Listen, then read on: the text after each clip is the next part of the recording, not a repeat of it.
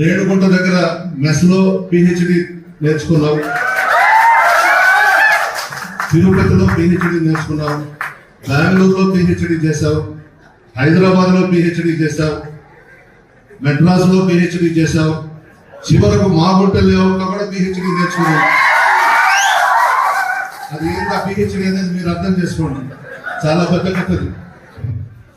ఆఖరాకి వేమిరెడ్డి ప్రభాకర్ రెడ్డి గారిని black mail చేసి బెదిరించి పెళ్లి చేసుకున్నాను.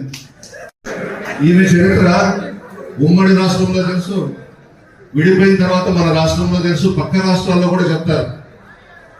కాశీలో, గుజరాత్ సూరత్ లో ఈమె గొప్పతనం అక్కడ కూడా చెప్పుకుంటుంటారు. అవి కూడా వదిలిపెట్టలేదు. కానీ నువ్వు పిహెచ్డీలో చేసినటువంటి ఘనత ఎవరు చేయలేదు తల్లి. నీ చరిత్రది ప్రసాద్ రెడ్డి గారు అడిగారు, ప్రభాకర్ రెడ్డి గారిని పెళ్లి చేసుకోకముందు నీ చరిత్ర ఏందమ్మా అని అడిగాడు చెల్లపాడ ప్రసాద్ రెడ్డి గారు. ఆ ప్రభాకర్ రెడ్డి కూడా మనసు బాగుండట్లేదు, ఆ మొహం అంతా ఇప్పుడు రికార్డేషన్స్ పడున్నాడు. అతన్ని 4 నిమిషాలు పెడుతున్నట్టు ఉంది. అతనికి అర్థమైపోయింది ఎందుకు వచ్చింది కర్మరా ఇది, అనవసరంగా కొని తెచ్చుకున్నాను నేను. ప్రభాకర్ రెడ్డి అతను బాగలేడు.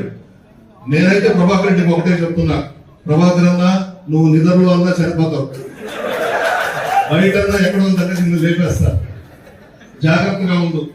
ఆ రాత్రి నిద్రపోయేటప్పుడు నీ దగ్గర 1000 కోట్లు ఆస్తులు ఉన్నాయి, నువ్వు మంచివాడు అని చెప్పి నెల్లూరు జిల్లా అనుకుంటున్నారు, నీకు మంచి తెలివితేటలు ఉన్నాయని అనుకుంటున్నారు. ఆ చేతుల్లో చిక్కుపోయినావు ప్రభాకర్ రెడ్డి. నువ్వు ఇప్పటికైనా చాలా జాగ్రత్తగా ఉండాలి. నువ్వు